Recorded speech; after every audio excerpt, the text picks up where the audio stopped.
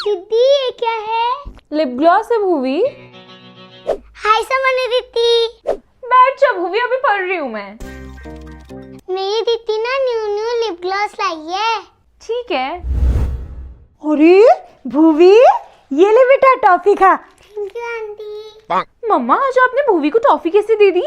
तूने ध्यान ही नहीं दिया, लक्षा की बातें बता रही थी भूवी का यहाँ आके। अरे हाँ।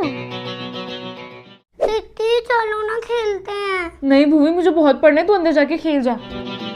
समन दीदी। भूवी आजा आजा, देख तेरे लिए चॉकलेट लाई हूँ मैं। ये ले भूवी। थैंक यू समन दीदी। तेरी दीदी क्या कर रही है भूवी?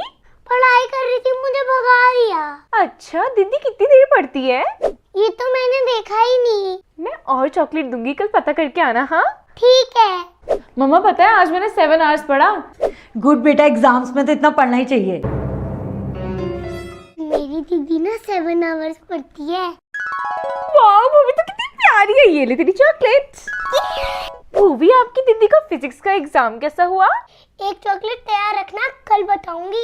ओके भूवी, इसको भी मैंने स्पाई बना दिया। दीदी आपका फिजिक्स का एग्जाम कैसा गया? तू ये सब कहाँ से सीख के आई और ये चॉकलेट किसने दी तुझे?